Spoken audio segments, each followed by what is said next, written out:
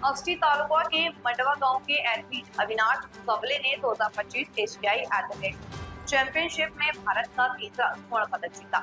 गर्वित गांव वाले उनके परिवार पर जाकर एक ऐतिहासिक सफलता पर आनंद आहे।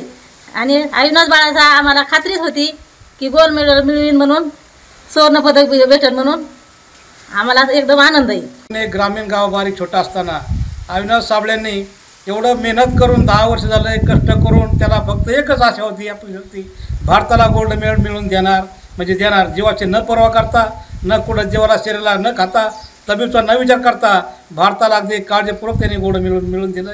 खरोखर अविनाशची कमाल म्हणावं लागेल या गोष्टी। आनंद आहे।